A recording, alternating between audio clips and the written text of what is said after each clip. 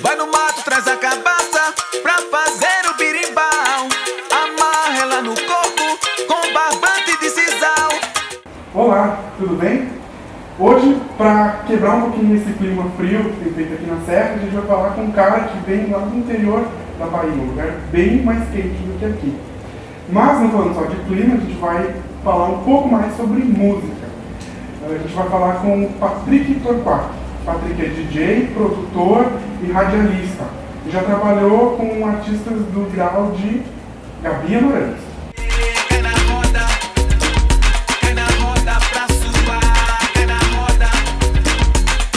A gente vai falar ainda com ele sobre o mercado cultural e musical e como ele tem desempenhado suas funções no cargo de gerente de música na Prefeitura do Recife. O garoto desembarca em Caxias para uma série de eventos que acontecem no Aldeia Sesc e também para trazer junto com ele o Baile Tropical, que chega hoje aqui em 49ª edição. Patrick, fala um pouco de como você sentiu, quando foi o primeiro chamado, assim, que você notou que você queria mesmo trabalhar com música, que gostava mesmo e queria continuar no meio. Olha, por mais que assim pareça absurdo, sempre que dizem que é bom você colocar música na escola para as crianças e tal, isso na cabeça dos mais conservadores soa como eles não vão entender e tal. Eu me lembro ali da terceira, quarta série, vendo o ensaio da banda marcial ali de 7 de setembro e aquilo me encantando muito.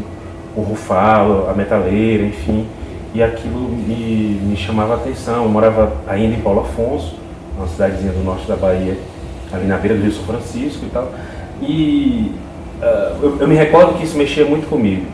E na Bahia, ali do meado dos anos 80, é o auge dessa cena, do trecho mais interessante da cena da música da Bahia, né? Sim. Que você tem a Cor do Som, que você tem Luiz Caldas, Olodum ali aparecendo e tal, e toda aquela batucada, toda aquela coisa, ela é muito instigante, né? E aquilo ali mexe comigo e faz eu querer ter uma batucada, ter um instrumento, ter uma coisa para tocar, enfim. O despertar da música é por aí.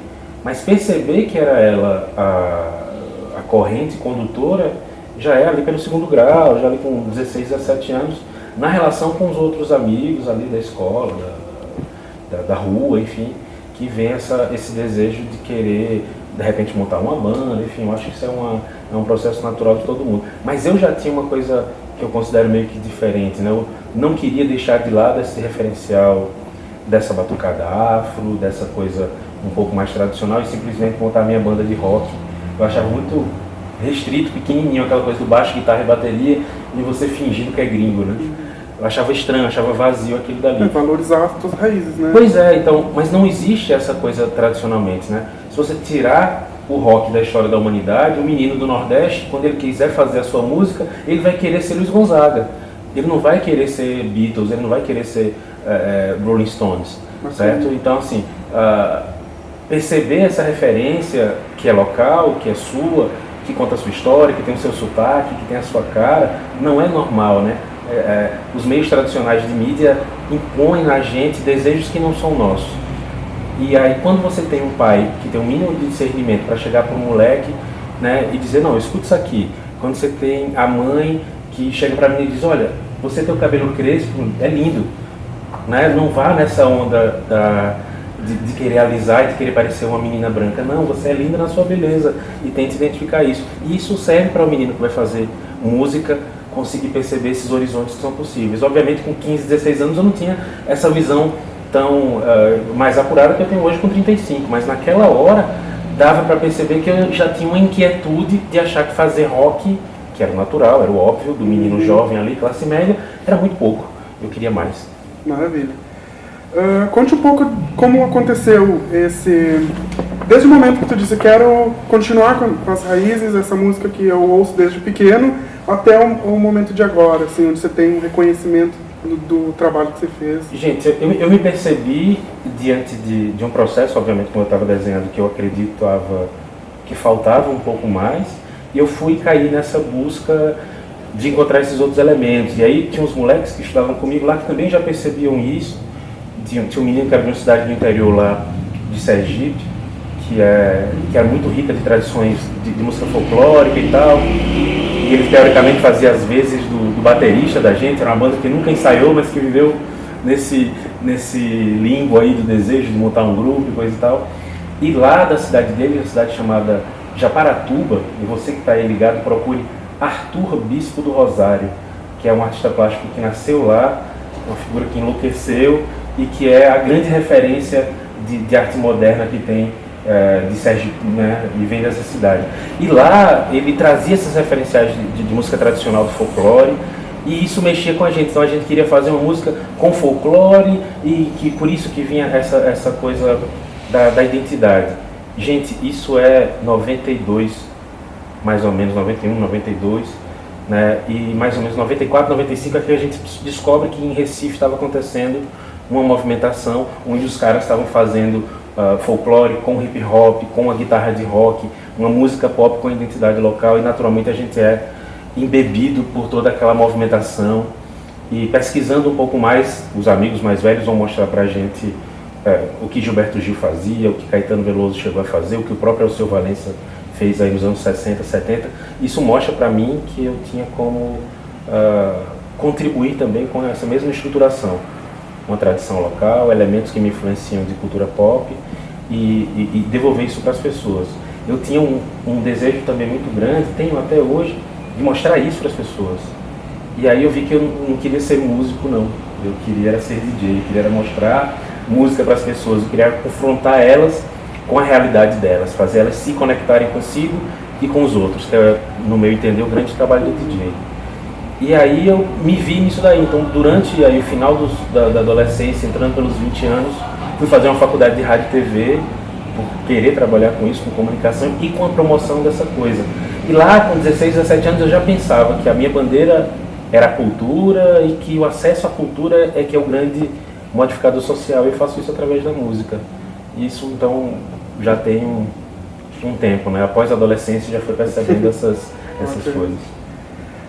Achei bacana que você falou do lance de querer mostrar isso, tu acaba sendo uma espécie de um curador musical daquilo que você vivenciou quando era pequeno, né? De certa forma, sim. Eu acredito, é o papel da enzima na digestão, né? Ela vai lá, ela é um catalisador de realidades, ela muda, ela modifica a realidade. E é o papel que todo produtor cultural tem, né? O cara que faz teatro, o cara que faz artes plásticas, ele tenta modificar a realidade com esse processo enzimático de provocar a pessoa com acesso a um filme, com uma literatura, que isso pode ser também com moda, que isso também pode ser com gastronomia. Daí o valor da economia criativa. Você ter acesso a essas informações e você sabe que você pode mudar realidades culturais a partir disso. Fazer uma pessoa se sentir mais feliz sem dar nada para ela, simplesmente dizendo para ela que, olha, você pertence a isso. E essa lógica de pertencimento mexe diretamente com o seu desejo de ter orgulho de si e de se encaixar no mercado de trabalho, se encaixar em uma realidade cultural. Acho que é isso.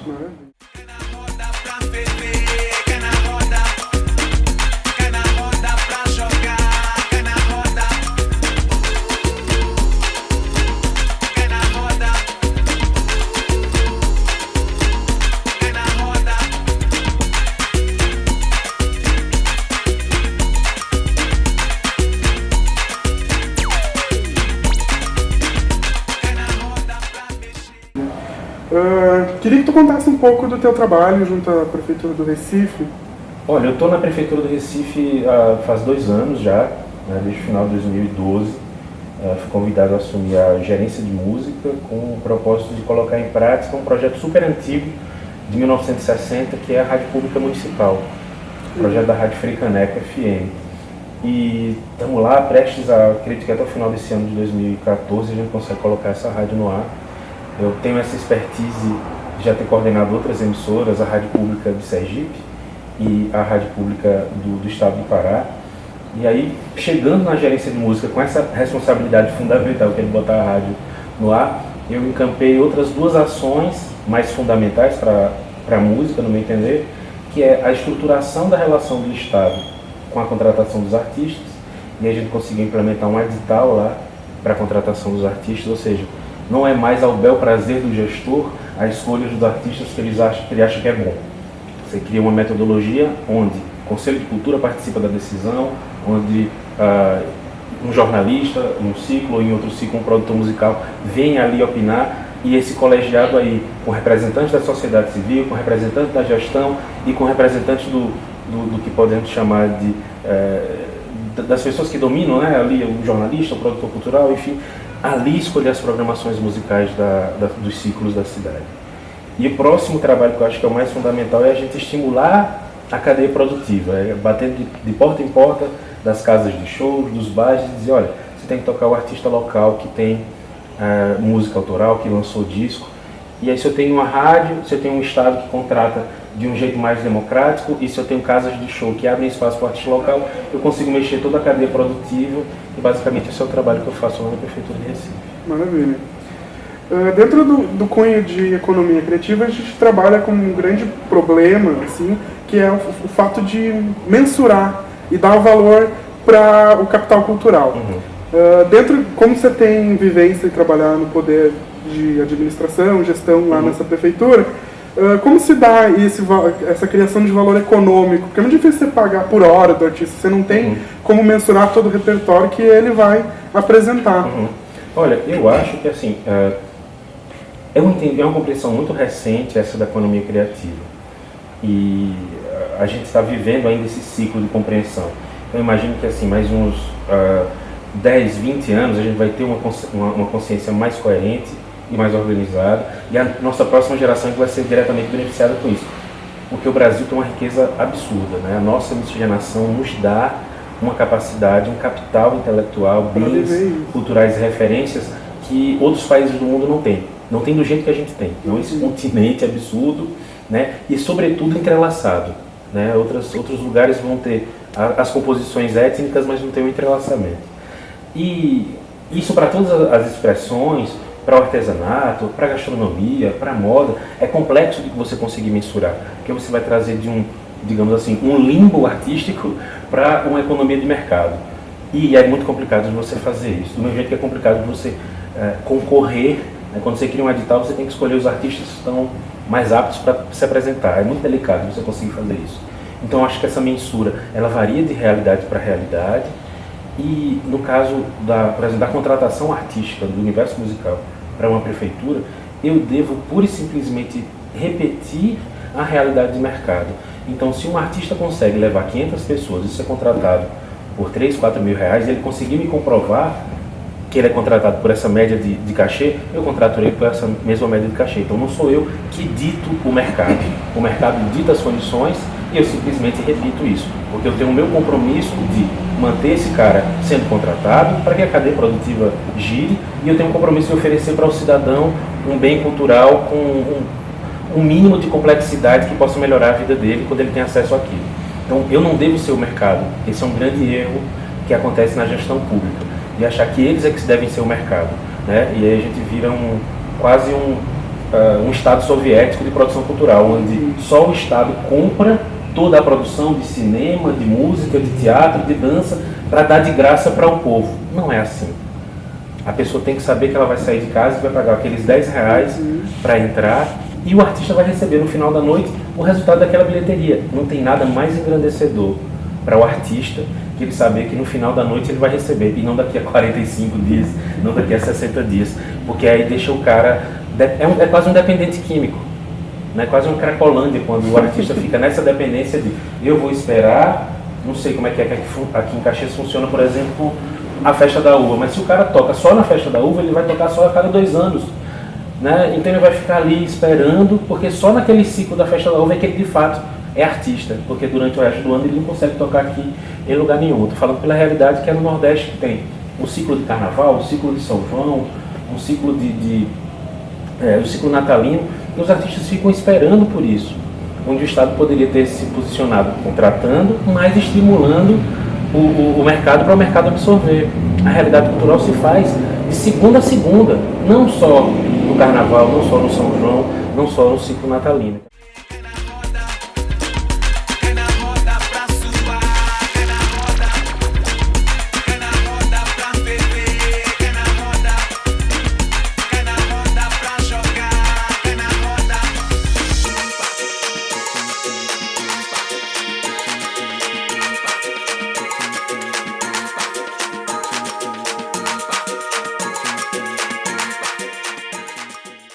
Vindo um pouco para a cena local agora, mais Rio Grande do Sul e tal, do que tu tem sondado aqui, o que tu tem notado do mercado musical da região? O que tem te agradado, o que você não tem sentido que tá legal? Eu acho, tem uma situação que é muito parecida do Rio Grande do Sul com o Pará, por exemplo. É o fato do isolamento geográfico. E aí faz com que se desenvolvam realidades locais completamente num descompasso com a realidade do Brasil. Do mesmo jeito que o Pará desenvolveu a cena do brega, da música local, que vem desde o final dos anos 70, o Sul cresceu no sentido da música, como é que chama, a estética do frio, que faz a música popular gaúcha, né, com elementos mais acústicos, mais tradicionais, tentando remontar uma experiência do interior, e a música urbana, que basicamente é o roqueira. Basicamente é isso, salvo uma ou outra situação, mas a juventude, né, o jovem ali na média dos 20 anos, ele é roqueiro, né, ele ouve as bandas de rock daqui na verdade, né, das cidades da zona urbana de todo o estado, mas sobretudo do que é de Porto Alegre, e existe uma relação muito grande, como o Pará tem com a América Central, existe uma relação muito grande de um universo mítico, de uma relação dessa juventude daqui com Londres, com Nova York, com essas cidades, essas metrópoles do frio. Eu acho que o desenho mais ou menos é esse. E acaba que você tem uma realidade musical muito galgada nesses interesses aí.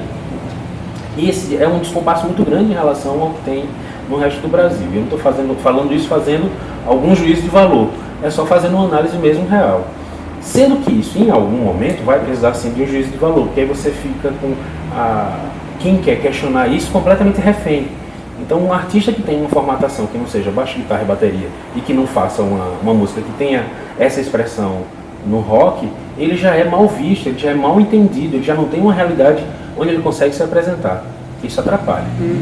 Né? Com certeza isso atrapalha. Isso, do mesmo jeito que atrapalha, é muito difícil na Bahia, em Salvador, sobretudo, os caras conseguirem fazer uma música que tenha alguma percussão ou que tenha alguma citação à tradição local, porque senão todo mundo vai achar que ele é uma banda de axé.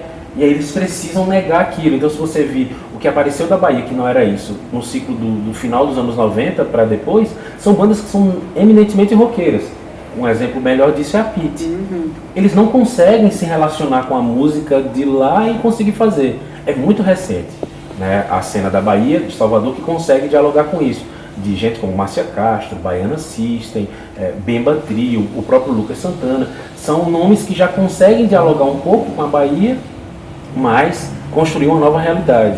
A gente percebe que falta, de certa forma, essa conexão do Sul com o resto do Brasil, né? Até para eles se olharem. É como se precisasse ir ali para as bordas da fronteira, né? E olhar de cima para baixo. Eita, olha como é que a gente é. Para se questionar, porque o que está estabelecido ele precisa ser questionado. Ele ainda não começou a ser questionado com protagonismo aqui no Sul.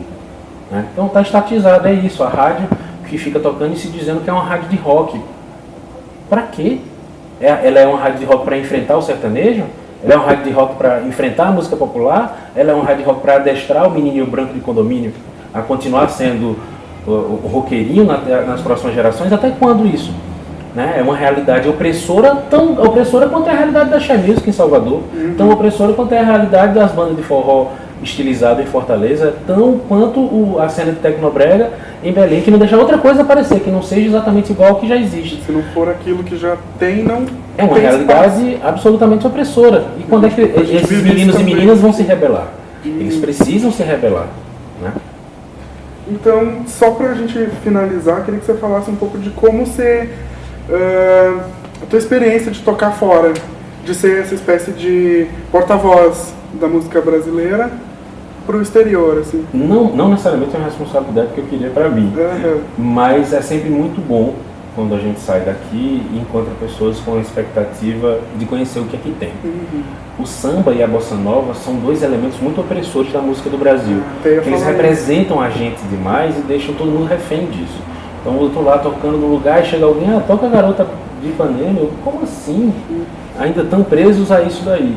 Né? Então é uma situação que é dúbia. Né? Tanto existe essa coisa de desejar o novo, né? De querer saber qual é a realidade da música do Brasil, como tem também essa coisa muito fechadinha do samba e da bossa nova. Como eu sempre desejo essa coisa transgressora de questionar o que está estabelecido, eu tento mostrar o que há de novo, tento mostrar que existe um Brasil muito mais que samba, e tento mostrar isso conectado com a realidade de outros lugares. Então, quando eu mostro essa música moderna do Brasil, misturado com a música africana contemporânea, misturado com a música da Colômbia, que é super interessante, o cara percebe que existe uma história de interligação e que o Brasil que ele conhece é um retalho bem pequenininho do Brasil. Acho que essa é que é a grande experiência de tocar fora. Legal.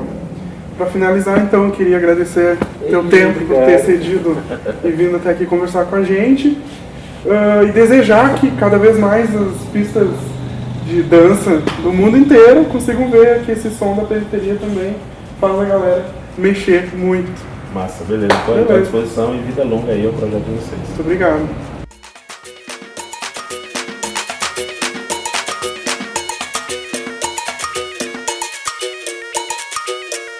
Cai na roda.